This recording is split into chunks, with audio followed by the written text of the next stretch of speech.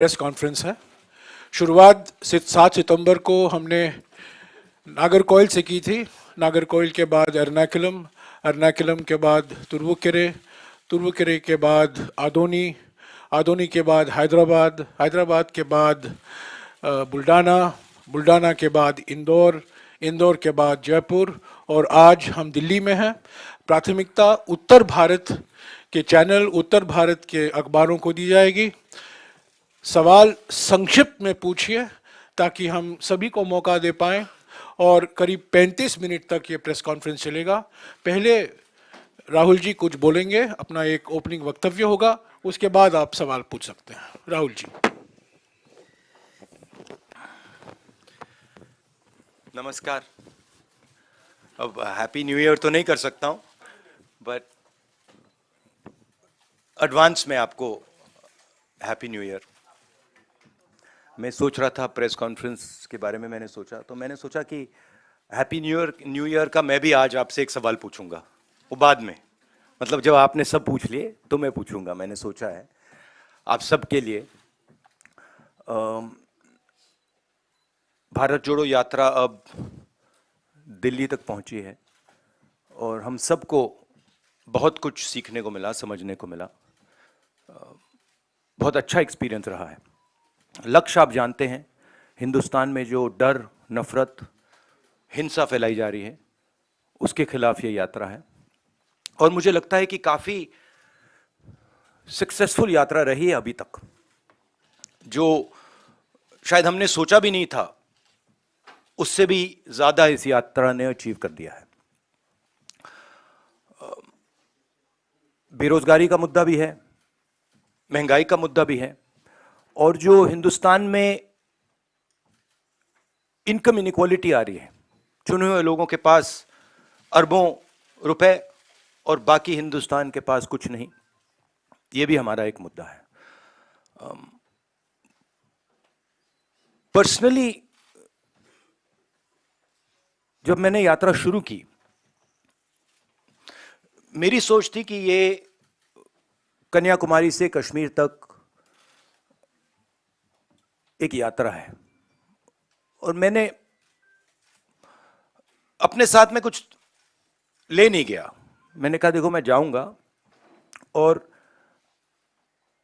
मैं एक्सपीरियंस करूंगा, मैं कोई मतलब प्री कंसीव्ड नोशन नहीं ले जाऊंगा।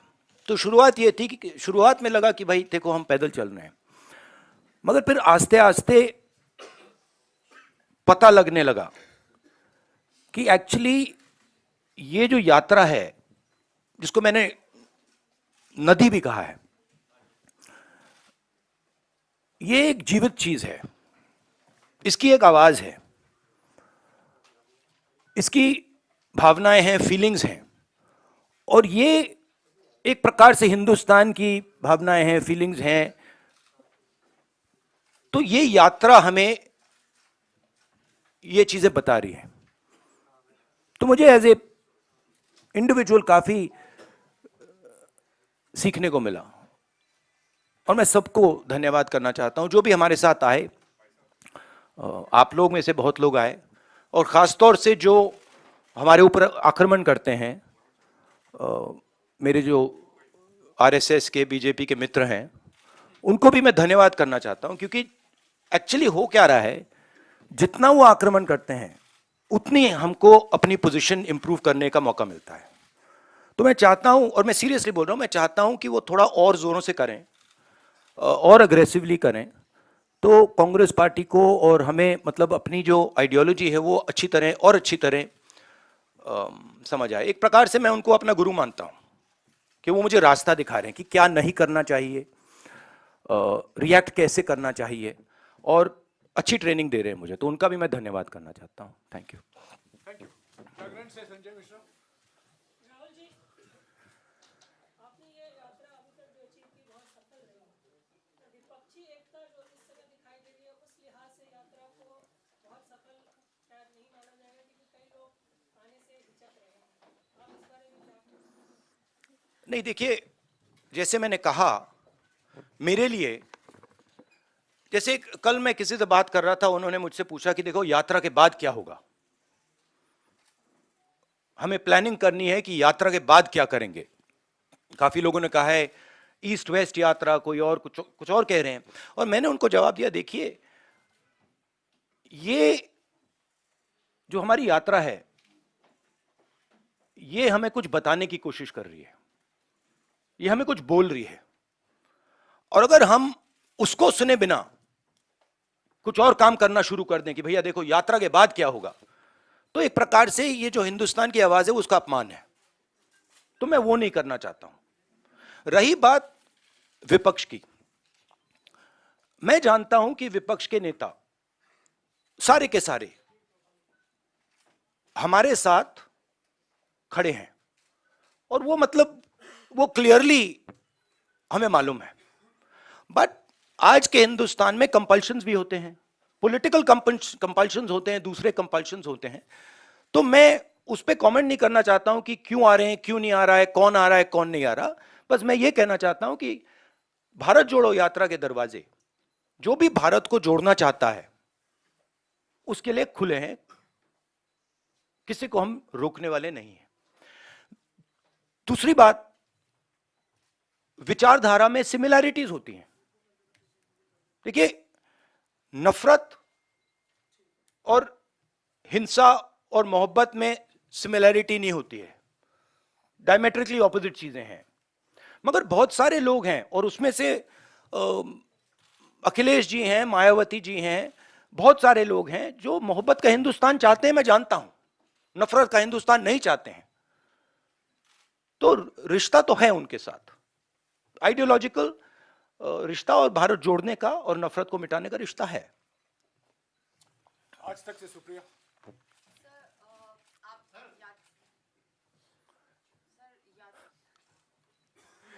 क्या हुआ? आज तक से सुप्रिया। यात्रा लेके चले हैं and it's a success, but सरकार के फेलियर्स कितने नजर आए? बहुत सारे लोगों ने आपसे आके बातचीत किया, चाहे युवा हो, बेरोजगारी का मुद्दा हो, आर्म फोर्सेस के जो लोग आए थे, चाइना के मुद्दे भी बात करी, महंगाई का, महिलाएं आ रही बात कर रहे हैं। सो सरकार के क्या क्या फेलियर्स आपको मेजर जो है नजर आ रहे हैं इस पूरी यात्रा के दौरान? आपने मतलब 6-7 क्वेश्चन एक क्वेश्चन में पूछ लिया।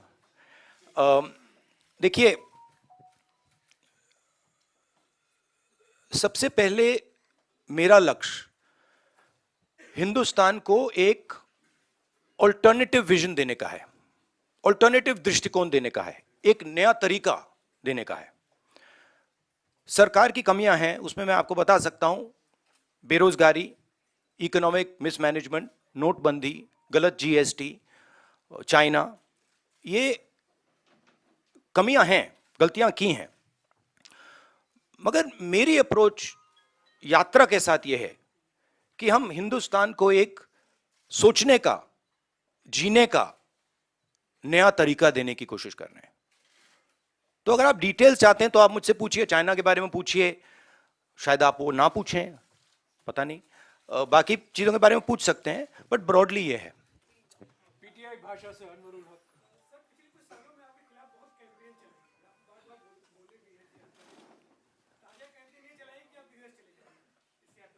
हाँ,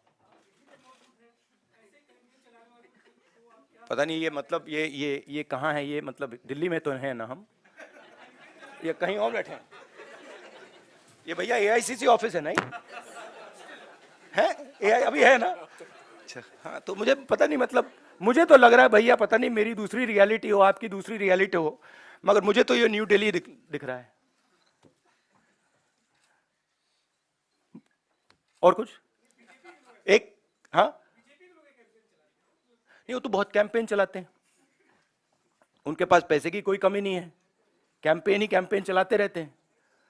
मगर जो मैंने कहा, और बड़ी इंटरेस्टिंग बात है, और मैं इसको 99% बिलीव करता था, 100% बिलीव नहीं करता था, मगर अब मैं 100% बिलीव करता हूं कि सच्चाई को कोई भी कैंपेन, कितना भी पैसा नहीं छिपा सकता, नहीं मिटा सकता।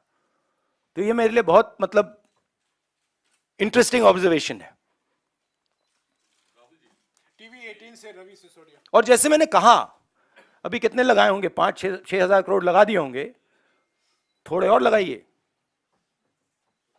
कमी नहीं है पैसे की, डालिए और थोड़ा डालिए, लगाइए, कुछ असर नहीं पड़ता है।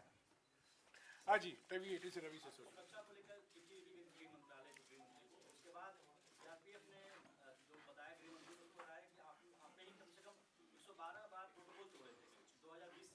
हाँ, देखिए दो चीजें हैं इसमें। मैं भारत जोड़ो यात्रा कर रहा हूं, ठीक है। अब सरकार चाहती है कि मैं बीपी गाड़ी में भारत जोड़ो यात्रा करूं। कहते हैं आपका प्रोटोकॉल है कि आप हमें तंग मत करो, आप बुलेट प्रूफ गाड़ी में बैठ के कन्याकुमारी से कश्मीर तक चलो। अब यह मेरे लिए तो एक्सेप्टेबल नहीं है। अब यात्रा में आप मुझे समझाइए, भारत जोड़ो यात्रा में मैं बीपी गाड़ी में कैसे बैठूं? अच्छा, जब उनके नेता, उनके सीनियर नेता बीपी गाड़ी से बाहर आ जाते हैं तो फिर कोई चिट्ठी नहीं जाती। उनके नेताओं ने रोड शो किए हैं, खुली जीप में गए हैं, उनके ही प्रोटोकॉल के खिलाफ है ये। वो मुझे लिख रहे हैं कि भैया आप बीपी गाड़ी से निकल गए। तो उनके लिए प्रोटोकॉल अलग, मेरे लिए प्रोटोकॉल अलग। और सारे सीआरपीएफ के लोग जानते हैं, सीनियर्स जानते हैं कि मेरी सिक्योरिटी के लिए क्या करना है। और हमारी सिक्योरिटी बीपी गाड़ी में, मतलब मैं कैसे चलूं आप बता दो मुझे। चला ही नहीं जा सकता है, भारत जोड़ो यात्रा में पैदल जाना है। तो ये तो मतलब पता नहीं है, शायद केस बना रहे हैं कि राहुल गांधी मतलब अपनी सिक्योरिटी तोड़ता रहता है, केस बना रहे हैं। ठीक है, बनाइए। दैनिक भास्कर से अनिरुद्ध।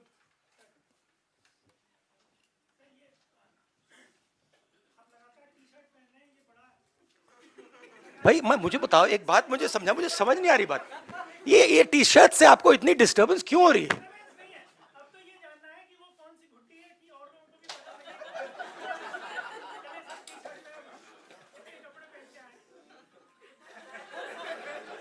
मतलब एक भी यहां टी शर्ट में नहीं बैठा है?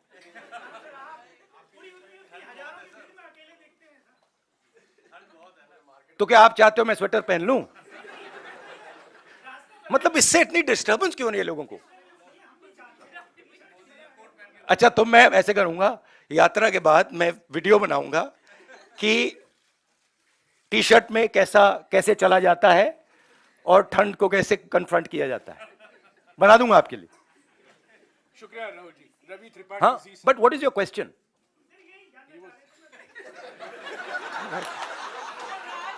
मैं क्या बताऊं भाई? राज क्या?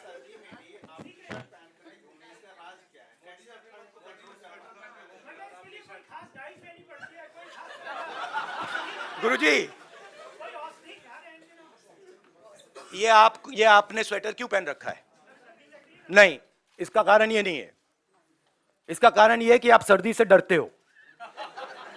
इसका कारण नहीं है कि सर्दी है, आप सर्दी से डरते हो। मैं सर्दी से डरता नहीं हूं, सीधी सी बात है। नो सप्लीमेंट्री प्लीज, हो गया। नहीं, कहने दीजिए, कहने। न्यू ईयर अब देखिए ना, अब देखिए मोदी जी के प्रेस कॉन्फ्रेंस तो होते नहीं, तो मैं उनके भी 2-3 क्वेश्चन सप्लीमेंट्रीज आपको दे देता हूं।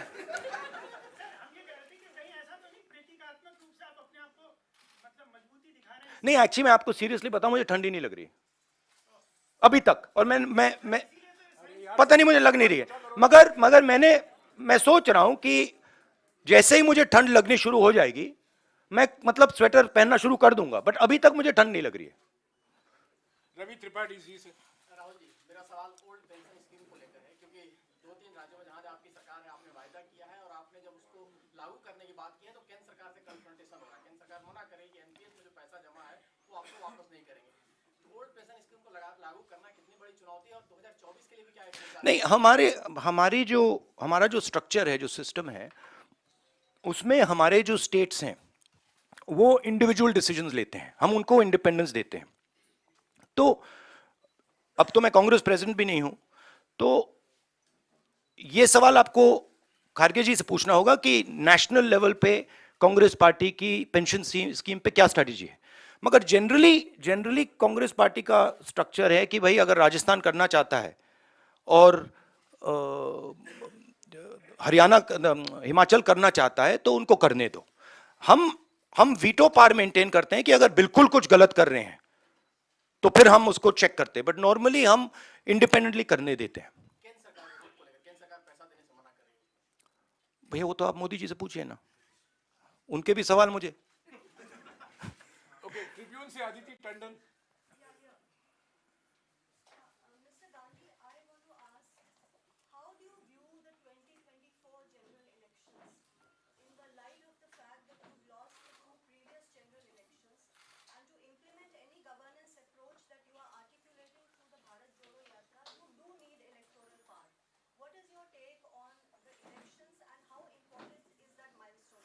I think if the opposition stands effectively with a vision, what I am hearing from the ground, what I am seeing from the ground, it will become very difficult for the BJP to win the election.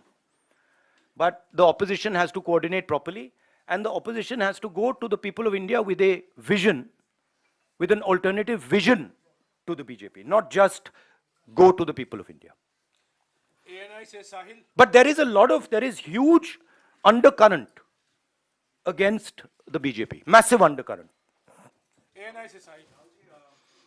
Senior leader from the Congress party, Kamal Nath, has said that Rahul Gandhi will be the opposition PM face for 2024. Will you be the PM face? See, every time there's a press conference, there's one or two attempts to, completely take the attention and take it in that direction. Now, I don't fall for these type of things. My focus is on the idea that India should be united, that we fight hatred and anger with affection, love and harmony, and we are providing an alternative vision of this country.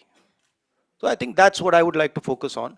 These questions, of course, you have to keep saying them, because this is the nature of media. So I'm going to let you keep doing that, and you can enjoy yourself doing it, and I'll also have a little fun while you do it.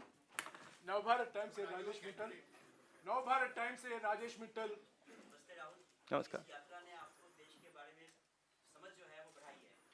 इस समझ के आधार पर अगर आप आज देश के प्रधानमंत्री बन जाएं तो 5 बातें आप क्या करेंगे सबसे पहले? नहीं, सबसे पहले ये हाइपोथेटिकल क्वेश्चन है, तो मैं इसका जवाब प्रधानमंत्री के बेसिस पे नहीं दूंगा, मगर मैं ये जरूर कह सकता हूं कि जो हमारा शिक्षा का सिस्टम है,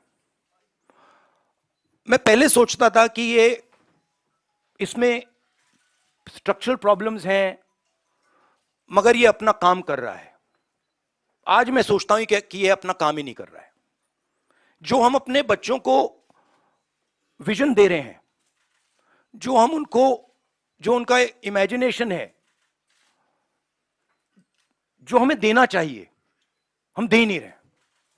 तो अगर आप, सबसे शॉकिंग चीज मैं आपको बताता हूं, मैं कन्याकुमारी से अब दिल्ली तक आया हूं, कितने 108 दिन हो गए। 108 दिन में मैंने हजारों बच्चों से बात की है, और हर बच्चे से मैंने पूछा है तुम यूनिवर्सिटी के बाद, कॉलेज के बाद क्या करना चाहते हो। हजारों बच्चों से पूछा है और मुझे सिर्फ 5 जवाब मिले। मतलब एक लड़की ने मुझे कहा कि मैं अपना छोटा बिजनेस चला रही हूं, और एक लड़के ने कहा कि मैं मैकेनिक बनना चाहता हूं। बट 99.9% लोग कह रहे हैं मैं लॉयर, डॉक्टर, इंजीनियर, आईएएस, जज। मतलब हमारा एजुकेशन सिस्टम हमारे बच्चों को कह रहा है कि जिंदगी में तुम्हारे पास 5 काम है, और रियलिटी ये है, रियलिटी सच्चाई ये है कि ये सब बच्चे इंजीनियर नहीं बन सकते, डॉक्टर नहीं बन सकते, लॉयर नहीं बन सकते। तो ये झूठ है। तो हम अपने बच्चों को झूठ बोल रहे हैं। मैं पूछता हूं, बच्चे आते हैं, कहते हैं क्या करना चाहते हो? आईएएस। अच्छा, आईएएस में कितने लोग जाते हैं हर साल? आप अंदाजा लगाइए, जवाब क्या मिलता है। मैं पूछता हूं कितने लोग आईएएस में हर साल जाते हैं? बच्चे क्या कहते हैं? क्या लगता है? अच्छा आप बताइए कितने लोग जाते हैं आईएएस में? 250, बच्चे कहते हैं 5 लाख, 6 लाख, 1 लाख, 2 लाख, 3 लाख। जब मैं उनको कहता हूं भाई 150 जाते हैं, 2-3 को मैंने गलती से कह दिया, एक लड़की को कह दिया, वो रोना शुरू कर दी कि देखिए हम उनको सही इमेजिनेशन ही नहीं दे रहे, हम उनको रास्ता ही नहीं दिखा रहे हैं। तो पहला काम जो एजुकेशन सिस्टम है, और ये टॉप डाउन, ये इमेजिनेशन को मारने का एजुकेशन सिस्टम है, ये एजुकेशन को खोलता नहीं है। तो सबसे बड़ा काम, और ये शायद 2-3-4 साल में नहीं होगा, मगर डायरेक्शन ये होना चाहिए। और जो न्यू एजुकेशन पॉलिसी वो तो बिल्कुल दूसरे डायरेक्शन में जा रही है। तो पहली ये बात है। दूसरी बात, ये खुले तरीके से बोल दूं तो ये रेंट सीकिंग नेशन है, इसे प्रोडक्शन नेशन बनना चाहिए। फर्क है। ये जो देश है, जो प्रोड्यूसर है, जो प्रोडक्शन करता है, जिसके पास स्किल है, चाहे वो किसान हो, चाहे वो मैकेनिक हो, चाहे वो बढ़ई हो, मोची हो, नाई हो, जो भी हो, जिसके पास स्किल है, सबसे पहले उसकी मदद नहीं करते हैं। और दूसरी बात, उसकी स्किल को डिस्ट्रॉय करने की कोशिश करते हैं, और उसको मतलब जो उसकी स्ट्रेंथ है उसको मार मार के उससे निकाल देते हैं। और बिना स्किल की रिस्पेक्ट किए यह देश कभी अपने युवाओं को रोजगार नहीं दे सकता है, सिंपल बात है। तो दूसरी चीज यह है। तीसरी चीज है कि, और ये मैं थोड़ा जो बॉर्डर पे हो रहा है उसके बारे में कहना चाहता हूं। जो देश में हिंसा है, नफरत है, केओस है, इसका असर, इसका इफेक्ट दूसरे देश देखते हैं और उसका फायदा उठाते हैं। हमारी जो कंफ्यूज्ड फॉरेन पॉलिसी है, जो एक प्रकार से event based non strategic foreign policy है, उससे हिंदुस्तान को जबरदस्त नुकसान हो रहा है और बहुत भारी चोट लगेगी। और मैं इसको दोहराता जाता हूं, मगर कोई सुनता नहीं है। जैसे मैं कोविड के समय दोहरा रहा था कि भाई प्रॉब्लम आ रही है, कोई सुनता नहीं है। तो ये भी बहुत जरूरी चीज है। बट मेन ये कुछ नहीं हो सकता अगर एक हिंदुस्तानी दूसरे हिंदुस्तानी से नफरत करता है, एक आदमी दूसरे को मारने की कोशिश कर रहा है, ये कुछ नहीं हो सकता। तो फाउंडेशन मोहब्बत, एकता, इज्जत, रिस्पेक्ट है। न्यूज 18 से अरुण कुमार सिंह।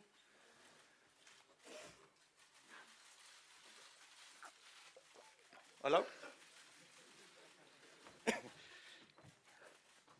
राहुल, जब आप यहाँ से गए थे ये करने के लिए भारत जोड़ो यात्रा, तो विपक्ष को छोड़ दीजिए, आप ही की पार्टी के नेता, आप ही की पार्टी के लोगों को भरोसा ये नहीं था कि आप ये यात्रा पूरी कर पाएंगे, और कई सवाल इनके ही मन में था। और अब जब यात्रा आपका सवाल पूछिए, उनके सवाल मत पूछिए। आपका सवाल, ये सवाल ही है। हाँ, आपका संक्षिप्त में इतना कितना कितना छोटा कर दो, सीधा पूछिए ना, सीधा ही पूछ रहा हूँ। तो उसमें क्या है कि अब जब आप यात्रा कर चुके, तो कई लोग ये कहते हैं कि वो राहुल नहीं है, ये बदलने वाले राहुल है, इतनी आसानी से इनको नहीं समझा सकते। अब कुछ चेंज आप अपने आप में ही देख रहे हैं, समझने में, लोगों से बातचीत करने के बाद, कि अब फैसले लेने या बात करने का अंदाज आपका एकदम अलग है, जुदा हो गया है, कुछ अंतर है? देखिए, अंतर तो इस प्रेस कॉन्फ्रेंस के बाद भी आएगा। अंतर तो व्यक्ति में कंटिन्यूअस होता है, नॉन स्टॉप होता है, तो वो तो है। बट जो मेरी फाउंडेशन है, जो नींव है, उसमें मुझे कोई चेंज नहीं दिखा। उसमें वो फाउंडेशन मेरी वही है। जरूर मैं मतलब बहुत कुछ सीखा हूं और हर रोज सीखता हूं, और सिर्फ यात्रा से नहीं, हर इंटरैक्शन में से मैं सीखने की कोशिश करता हूं। तो एवोल्यूशन तो होता रहता है, मगर जो फाउंडिंग प्रिंसिपल्स हैं कि वो उसमें इतनी चेंज नहीं है। वो मैं ये कह सकता हूं, वो और भी स्ट्रांग हो गए हैं, वो कह सकता हूं, बट उसमें इतनी चेंज नहीं आई है।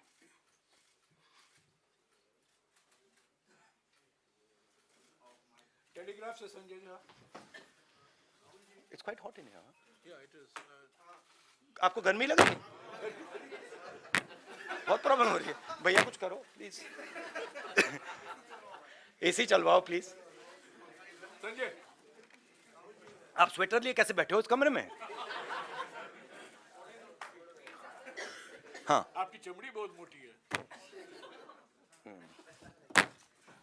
राहुल जी, प्रधानमंत्री ये कहते हैं कि अमृतकाल चल रहा है, भारत जोड़ो यात्रा का डिस्कोर्स कुछ और ही है, ये डायकोटोमी आप किस तरह से देखते हैं? उनकी व्यू अलग है, हमारी व्यू अलग है, तो उनका ओपिनियन हमारे से अलग रहता है, हमारा अलग रहता है, तो डाइकोटोमी तो कुछ है नहीं, अलग ओपिनियंस हैं। नहीं, अलग व्यू पॉइंट्स हैं। उनका व्यू पॉइंट दूसरा है, हमारा व्यू पॉइंट दूसरा है, विचारधारा दूसरी है, विचारधारा की लड़ाई है। उनको अपनी व्यू पॉइंट रखनी चाहिए। जैसे मैंने कहा, अगर वो अपनी व्यू पॉइंट बदल दें तो हमारे लिए प्रॉब्लम हो जाएगी, क्योंकि हम अपने व्यू पॉइंट को अच्छी तरह नहीं समझ पाएंगे। तो वो जो उनको जो लगता है वो करना चाहिए, वो करना चाहिए, और हमें जो करना है हम करेंगे। डाइकोटोमी कोई नहीं, ये बहुत पुरानी लड़ाई है। ये भी बात मुझे समझ आई है। ये एक्चुअली अगर आप मुझे पूछो क्या चेंज आया, मैं आपको बताता हूं कि ये मुझे समझ आ गया कि ये बहुत पुरानी लड़ाई है और ये राजनीतिक लड़ाई नहीं है। ये मुझे समझ आ गया। जैनेंद्र, एबीपी से। राहुल जी, मैं फिर से आपको 2024 के सवाल पर ले जाना चाहता हूँ। आपने कहा कि अखिलेश जी को, मायावती जी को भी मोहब्बत का हिंदुस्तान चाहिए, लेकिन अभी अखिलेश जी ने कहा था कि कांग्रेस और बीजेपी एक जैसे हैं। सवाल मैं ये पूरा करना चाहता हूँ कि एक तो इस पर आपकी क्या प्रतिक्रिया है, और दूसरी बात ये कि आपने कहा कि बीजेपी के खिलाफ एक सवाल प्लीज। नहीं, एक सवाल प्लीज। आपने पूछ लिया ना सवाल का जवाब दीजिए। एक सवाल प्लीज। नहीं, ये तो पूरे देश को ऑब्वियस है कि बीजेपी और कांग्रेस एक हो ही नहीं सकते, क्योंकि अगर बीजेपी और कांग्रेस एक होते तो नरेंद्र मोदी कांग्रेस मुक्त भारत की तो बात कभी नहीं कर सकते। मतलब हो ही नहीं सकता कि अगर बीजेपी के नेता कह रहे हैं कांग्रेस मुक्त करो, इसका मतलब वो कह रहे हैं कि बीजेपी को भी मुक्त कर, बीजेपी इसको भी मिटा दो। वो तो नहीं कह रहे हैं। तो ये तो पूरा देश जानता है कि कांग्रेस और बीजेपी आइडियोलॉजिकली बिल्कुल अपोज्ड हैं, और ये पुरानी लड़ाई है, पुरानी विचारधारा की लड़ाई है। बट अखिलेश जी की भी जगह है, और उनको ये ऑप्शन, मतलब बोलने का ऑप्शन मिलना चाहिए, और उनका पर्सपेक्टिव है वो उनके लिए ठीक है। हमारा पर्सपेक्टिव है कि हमारी लड़ाई बीजेपी के साथ है, विचारधारा की लड़ाई है, पुरानी लड़ाई है, और इसको हम जीतेंगे। इशद Rita Lahiri, no supplementary please. इशद रीता लाहिरी। नहीं, एक बात मैं कहना चाहता हूं, देखिए, एक बात जरूरी है कि ये आइडिया, अब ये टैक्टिकल पॉलिटिकल फाइट नहीं रही। मतलब कि उसमें एक ग्रुप वहां आ जाए और एक ग्रुप मिलके बीजेपी को हरा दे। अब वो गाड़ी गई। क्यों? क्योंकि हिंदुस्तान का जो पूरा इंफ्रास्ट्रक्चर है, इंस्टीट्यूशनल फ्रेमवर्क जो है, अब वो एक विचारधारा के हाथ में है। ठीक है? और अब वो हिंदुस्तान की पॉलिटिकल स्पेस को पूरी तरह से डोमिनेट कर रहे हैं। अब उनको हराने के लिए एक विचारधारा की जरूरत होगी। और मैं ऑपोजिशन की बहुत रिस्पेक्ट करता हूं, और ऑपोजिशन के लोग मुझे बहुत अच्छे लगते हैं, और मगर मैं ये कहना चाहता हूं कि अगर आप समाजवादी पार्टी को देखें तो उनके पास एक नेशनल विचारधारा नहीं है। वो यूपी में जरूर उनकी पोजीशनिंग है और उसको उन्हें डिफेंड करना है, शायद उसलिए ना आए, बट नेशनल विचारधारा नहीं है। समाजवादी पार्टी का आइडिया केरला में नहीं चलेगा, कर्नाटक में नहीं चलेगा, बिहार में नहीं चलेगा। ठीक है? तो एक सेंट्रल आइडियोलॉजिकल फ्रेमवर्क स्ट्रक्चर की जरूरत है, वो कांग्रेस पार्टी ही दे सकती है, और वो हमारा रोल है। मगर हमारा रोल यह भी है कि जो ऑपोजिशन के लोग हैं वो कंफर्टेबल फील करें और उनकी रिस्पेक्ट हो, म्यूचुअल रिस्पेक्ट। मतलब वो भी हमारी करें, हम भी उनके करें। Ishad Rita. Mr. Gandhi, throughout the yatra, you have met and had conversations with the ordinary Congress worker in across states. So from these Yeah. My main takeaway is that there is nothing known as an ordinary Congress worker. There really isn't. In fact, there's nothing known as an ordinary person. I don't like these type of qualifiers. There's nothing known as an ordinary person. Everybody is unique. Every Congress worker is unique.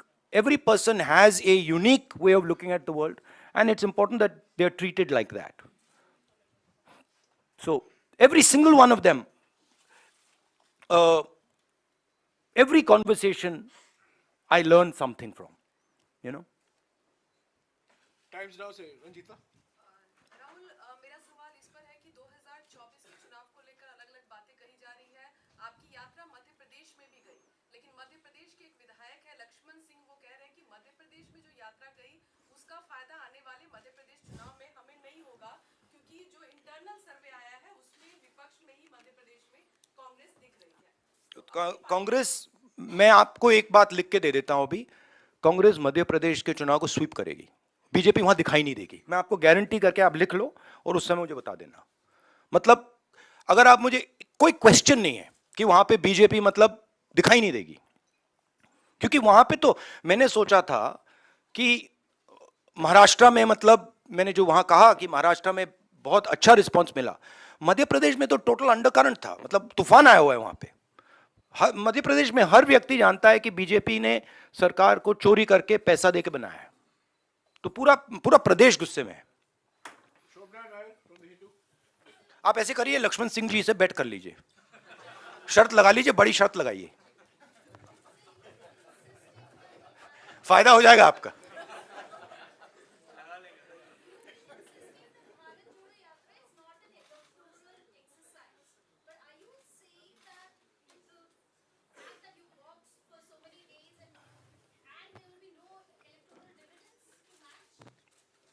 No, I'm not saying that. You're saying that. No, I'm not saying that at all. In my mind, as I said earlier, the yatra is a conversation. And I don't think it's fair for me to make any comments before that conversation is over. I can answer such questions the day the flag is hoisted in Srinagar, and the conversation, at least this phase of the conversation is over. I can then probably answer your questions, this type of a question. I don't want to take the yatra, you know, and demean it by making it about something that it's not. Manoj from Indian Express. Just now, you said, really going to the people without a credible alternative vision will not help the opposition. So what is the big idea or a series of ideas that you are putting forward? Because there seems to be a realization that, merely criticizing, even if robust, merely criticizing the government is not enough. So what is the series of ideas that you're putting? No, I outlined it right now, right? Number one, making India a production nation, which means that respecting skills and moving the mindset from one of GDP growth to GDP growth plus employment plus production plus exports, etc., etc., etc. That's the first thing. The second thing is, which is very important for the future and is important if you want to build a production nation, is giving our children an imagination. Telling them that, look, if you want to become, I mean, it's a strange question, but why is it that out of lakhs and lakhs of people I've met, thousands and thousands of children I have met, nobody said, I want to be a pilot. Nobody said, I want to be an astronaut. Nobody said, I want to be India's best singer. Why? Because our system is saying to them that these are all dead ends, right? But if you look at countries that produce, and I gave this example to kids. If you look at company like Honda, company like Toyota, the people who founded these companies were mechanics. But no mechanic in India can ever imagine that he could one day be the head of a 1,000, 2,000, 10,000 crore company. Now, if we want to produce, that has to change. So we have to give him the structures that will allow him to do that, that will allow his imagination to do that. Right? And then the final thing is, we can see what is going on in the planet. We can see the turmoil that is taking place. And I am absolutely convinced that India has a place, central place in the planet, on the planet. Right? And I don't view it so much as, look how powerful India is. We are powerful. But we were not that powerful 70 years ago, 80 years ago, 90 years ago. But we had a vision. Right? When Mahatma Gandhi, for example, was speaking about the Indian freedom movement, people in the United States, people in the Soviet Union, everywhere were listening to him. Why? Because there is something very powerful called Indian values, Indian philosophies, Indian thinking. And that's actually our strength. And we're destroying it. So when we make one Indian fight with another, when we are not harmonious, when a foreigner comes to India and he feels terrified that something might happen to him, we are attacking our own system. So these are the type of things that would be part of an alternative vision. Also, by the way, I don't see why only 2 or 3 or 4 people should benefit from the wealth of this country. I just don't understand it. Right? So, a sense of equality. There is a place for large business, I absolutely agree, and they have a central role in India in its future. But it cannot be that there are 2 or 3 business people who run this country. It can't, it just cannot be. TV9 से कुमार विक्रांत। राहुल जी, आपकी भारत जोड़ो यात्रा उत्तर प्रदेश जा रही है और वहां पर भारतीय जनता पार्टी के सांसद वरुण गांधी वही भाषा बोल रहे हैं जो भाषा आप बोल रहे हैं, जो भाजपा के नेता नहीं बोलते। क्या वरुण गांधी के लिए कांग्रेस पार्टी में जगह है? क्या वरुण गांधी को आप चाहेंगे वो भारत जोड़ो भैया, ये आपको हमारे जो कांग्रेस प्रेसिडेंट है, ये सवाल आपको उनसे पूछना पड़ेगा। स्वागत किसी का भी है, बट वो बीजेपी के हैं, तो उनका वहां पे प्रॉब्लम तो होगा।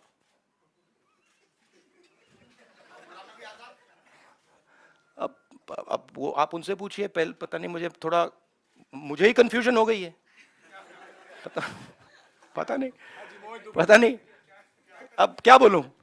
कांग्रेस के मतलब सीनियर नेता हैं, बट मुझे कंफ्यूज कर दिया कि मतलब कभी बाहर, कभी अंदर, कभी बाहर, कभी अंदर, कभी अंदर, कभी बाहर, पता नहीं मुझे।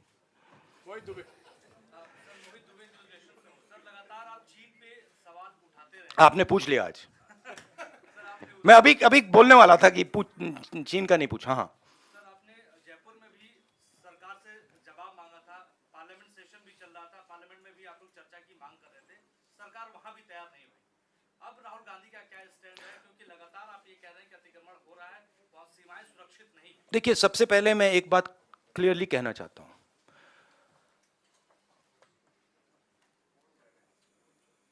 मैं शहीद परिवार का हूं। मेरे पिता शहीद हुए और मेरी दादी शहीद हुई।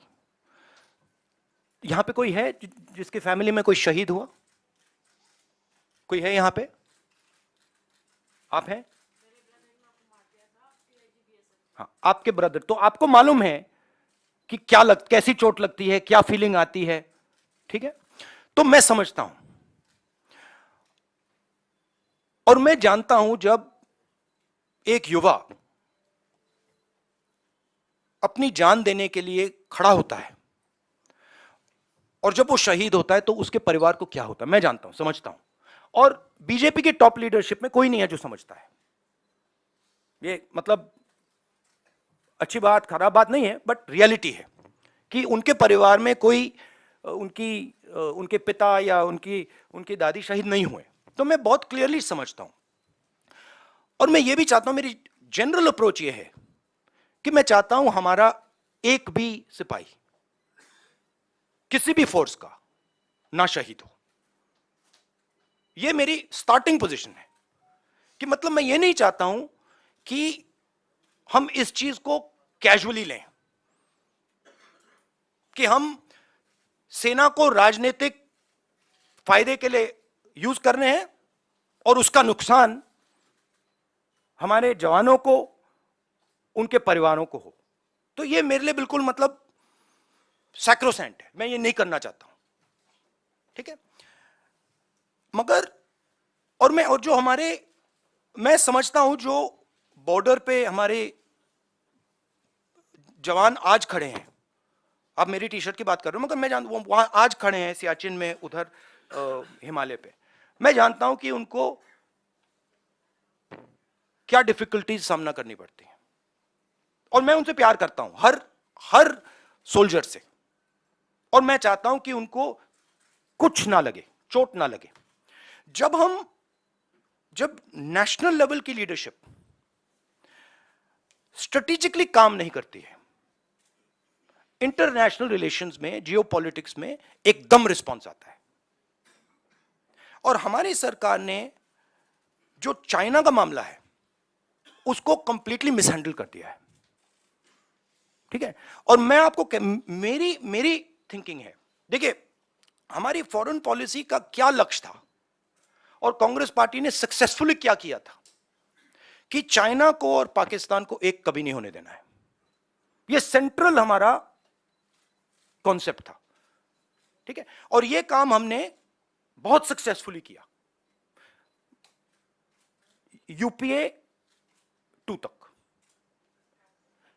आज पाकिस्तान और चाइना एक हो गए हैं, और यह कोई मामूली बात नहीं है, यह बहुत गहरी बात है, यह डेंजरस बात है, ठीक है। और ये क्यों हुए हैं? क्योंकि हमारी सरकार ने मिसहैंडल किया है, हमारी सरकार ने फॉरेन पॉलिसी को मिसहैंडल कर दिया है, और जो ब्रॉड स्ट्रक्चर है फॉरेन पॉलिसी का उसको वो समझे नहीं, ठीक है। अब मैं कह रहा हूं कि ये दो एक हो गए हैं, अब रिस्क है, और कहीं ना कहीं ये कुछ ना कुछ करेंगे। और पहला कदम इन्होंने ढोकलाम में लिया और दूसरा कदम इन्होंने लद्दाख में लिया। मेरे लिए, मेरी व्यू पॉइंट से ये प्रिपरेशन है, अगर नहीं है तो बहुत अच्छा, मगर मुझे लग रहा है कि ये प्रिपरेशन कर रहे हैं। और मैं सरकार को कह रहा हूं कि it is not if, it is when, meaning अब आपको पूरी प्रिपरेशन करनी है, और उस प्रिपरेशन में 2-3 चीजों की जरूरत है।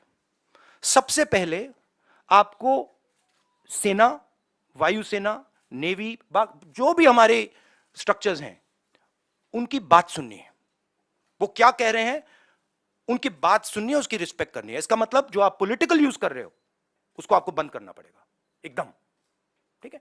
दूसरी बात, जो हमें प्रिकॉशंस लेने हैं, और वो मिलिट्री प्रिकॉशंस हैं मगर नॉन मिलिट्री प्रिकॉशंस हैं, वो आप शुरू कर दीजिए। तीसरी बात, जो बॉर्डर पे हो रहा है उसको आप छुपाइए मत, क्योंकि चाइना को मैसेज जा रहा है। देखिए चाइना 2000 स्क्वायर किलोमीटर हमारी जमीन ले गया है। चाइना को मैसेज, प्रधानमंत्री जी ने कहा कि कोई अंदर नहीं आया, मैं आपके घर के अंदर आ गया, ठीक है। और फिर मैंने आपसे कहा भैया मैं नहीं, आपने मुझसे कहा कि नहीं, तो आप तो आए नहीं, तो मैं कौन सा मैसेज ले जाऊंगा? तो ये मैसेज उनको जा रहा है। तो हमें क्लियरली ये कहना है भैया आप अंदर आए हो, पब्लिकली कहना आप अंदर आओ, निकलो यहां से। तो ये सरकार इस पे कंफ्यूजन में है, और मैं चाहता हूं कि ये कंफ्यूजन हटे। अब मेरे बारे में क्या करते हैं, जब मैं सरकार की बात करता हूं एकदम कहते हैं मैं आर्मी की बात कर रहा हूं। नहीं, मैं आर्मी की बात नहीं कर रहा हूं, मैं सरकार की बात कर रहा हूं। सरकार में और आर्मी में फर्क है। सरकार ने गलत निर्णय लिए हैं तो सरकार को आर्मी के पीछे, नेवी के पीछे, एयरफोर्स के पीछे नहीं छुपना चाहिए, ये कायरता है।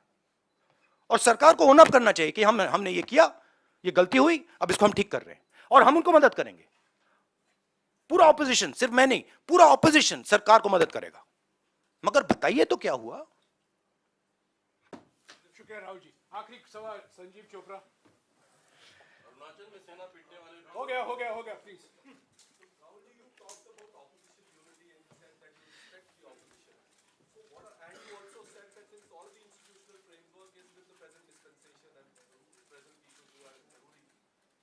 how do you want to bring them together? Because you need to take on the idea of Bharat Jodo is a framework. It's a way of working. It's a way of thinking. So, of course, I'm not the Congress president, and a lot of that work now the Congress president will probably do. But it is about bringing people together and making them comfortable. You know, respect basically. शुक्रिया राहुल जी, शुक्रिया राहुल जी।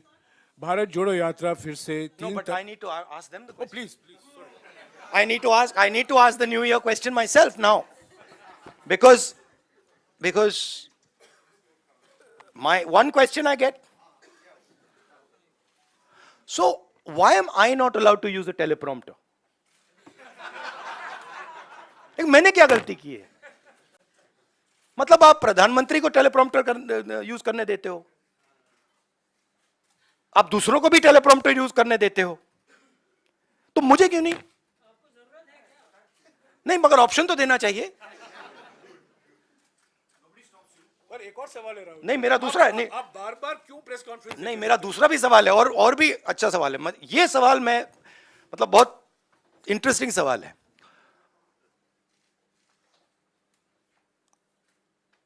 आपने वो अदानी जी को वो option दे दिया जो आपने प्रधानमंत्री को भी नहीं दिया, कुर्सी बदलने का। तो मतलब ये हो क्या रहा है? अदानी जी को टेलीप्रॉम्प्टर, कुर्सी बदलने का ऑप्शन, प्रधानमंत्री को टेलीप्रॉम्प्टर का ऑप्शन, और हमें कुछ नहीं। मतलब हमने क्या गलती कर दी? Thank you Rahul ji happy शुक्रिया। New year. राहुल जी शुक्रिया। और जिनको मौका नहीं मिला है, आप कुरुक्षेत्र आ सकते हैं। 11 या 12 को अगला 10वां प्रेस कॉन्फ्रेंस होगा। शुक्रिया राहुल जी। Thank you.